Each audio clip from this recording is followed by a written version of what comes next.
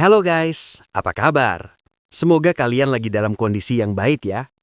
Jadi hari ini, gue pengen ngobrol seru nih tentang sesuatu yang mungkin sering banget lo alamin tanpa sadar.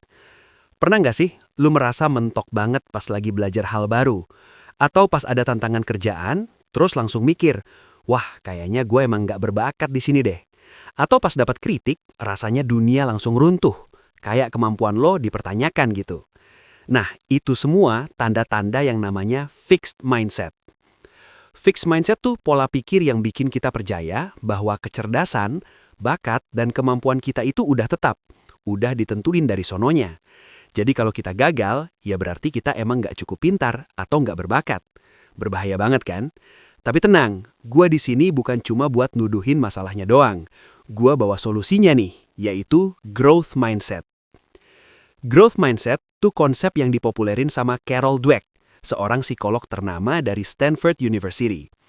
Lewat riset puluhan tahun, Dweck ngebuktiin bahwa orang yang punya growth mindset percaya bahwa kemampuan bisa dikembangkan lewat usaha, belajar, dan pantang menyerah. Mereka lihat kegagalan bukan sebagai bukti kekurangan, tapi sebagai peluang buat berkembang. Dan kabar baiknya, mindset ini bisa kita bentuk ulang guys. Salah satu caranya, lewat afirmasi. Afirmasi itu kayak nutrisi buat otak kita. Dengan sering ngulang kalimat positif yang spesifik, kita bisa ngeretas ulang jalur saraf di otak, mengganti pikiran negatif otomatis yang udah lama nempel. Tapi afirmasinya harus yang meaningful, nggak asal positif. Harus yang bisa nantangin fixed mindset kita langsung. Nah, berikut ini 5 kalimat afirmasi yang gua rancang khusus buat membantu lo mengganti fixed mindset jadi growth mindset. Nggak cuma kalimat kosong, tapi dilengkapi dengan penjelasan kenapa sih ini penting dan cara menerapkannya, biar nggak sekadar diucapin doang. Yuk, kita bahas satu persatu. Afirmasi 1. Proses belajarku sama pentingnya dengan hasil akhirnya. Fixed mindset tuh terobsesi banget sama hasil. Nilai A, proyek sukses, pujian dari orang lain, kalau hasilnya nggak memuaskan, langsung dianggap gagal total. Growth mindset, sebaliknya, menghargai proses. Kenapa ini penting? Riset menunjukkan bahwa ketika kita fokus cuma pada hasil, kita jadi gampang stres dan menyerah saat menghadapi rintangan. Tapi dengan menghargai proses, usaha yang dikeluarin, strategi yang dicoba, pelajaran kecil yang didapat, kita jadi lebih tahan banting. Otak kita jadi terlatih untuk menikmati perjalanan, bukan cuma mengharapkan destinasi. Ini didukung sama studi dalam bidang neuroscience yang nyebutin bahwa otak kita lebih mudah membentuk koneksi baru ketika kita dalam keadaan rileks dan penuh rasa ingin tahu, bukan saat kita ketakutan akan kegagalan. Cara menerapkannya, setiap kali lo lagi mengerjakan sesuatu, entah belajar skill baru atau ngerjain tugas, coba ucapin kalimat ini di awal. Saat lo merasa frustasi karena hasilnya belum kelihatan, ingat lagi, apa yang gua pelajari hari ini? Strategi apa yang gua coba dan gua bisa ambil pelajarannya? Dengan begitu, lo nggak akan merasa waktu lo terbuang percuma, bahkan ketika hasilnya belum perfect. Afirmasi kedua, tantangan adalah kesempatan buat gua nambah kekuatan dan skill baru, bukan ancaman. Ini nih yang sering banget. Orang fixed mindset ngelihat tantangan kayak monster yang harus dihindarin. Takut banget kalau nanti ketahuan nggak mampu. Padahal, tantangan itu justru gymnya otak kita. Kenapa ini penting? Setiap kali kita ngadepin tantangan yang sedikit di atas kemampuan kita saat ini, otak kita dipaksa buat membentuk koneksi saraf yang baru. Dalam psikologi, ini disebut zona perkembangan proksimal. Tantangan yang tepat akan membuat kita berkembang. Kalau kita selalu memilih hal yang mudah dan aman, ya kemampuan kita juga nggak akan pernah nambah. Cara menerapkannya, kedepin aja setiap ada tantangan baru. Entah diminta presentasi, belajar software baru, atau bahkan ngobrol sama orang yang menantang. Jadi pada mikir, aduh gua nggak bisa nih. Coba ganti dengan, ini kesempatan buat nambah skill. Mungkin awalnya berat, tapi gua bakal dapat sesuatu yang baru. Ucapin afirmasi ini sebagai mantram, biar naluri kabur lo berubah jadi hadapi. Afirmasi ketiga, kritik dan masukan adalah bahan bakar untuk perbaikan, bukan ancaman terhadap harga diriku. Waduh, ini mungkin yang paling susah ya guys. Buat fixed mindset, kritik tuh rasanya kayak tamparan, langsung defensif, marah, atau sakit hati. Kenapa? Karena kritik dianggap sebagai bukti bahwa kita nggak cukup baik secara permanen. Kenapa ini penting?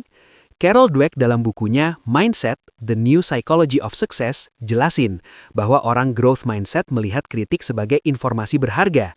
Mereka bisa memisahkan antara dirinya dengan perilaku atau karyanya. Dengan begitu, kritik jadi peta yang nunjukin area mana yang butuh perbaikan. Tanpa masukan, kita bisa stuck dan gak berkembang. Cara menerapkannya, setiap kali lo dapat kritik, entah dari bos, teman, atau pasangan, tarik nafas dulu. Jangan langsung bereaksi. Di dalam hati, ucapin afirmasi ini. Coba tanyain ke diri sendiri. Apa inti informasi yang berguna dari masukan ini? Bagian mana yang bisa gua ambil untuk jadi lebih baik? Perlahan, lo akan lihat kritik sebagai hadiah gratis untuk upgrade diri. Afirmasi keempat. Usaha dan ketekunanku adalah kunci keberhasilanku, bukan cuma bakat bawaan. Fixed mindset tuh percaya sama bakat. Kalau lo nggak jago matematika dari kecil, ya udah, percuma belajar. Growth mindset percaya bahwa usaha yang strategis dan konsisten jauh lebih menentukan. Kenapa ini penting? Riset tentang otak yang plastis membuktikan bahwa otak kita itu seperti otot. Semakin sering dilatih dengan cara yang benar, semakin kuat dan pintar.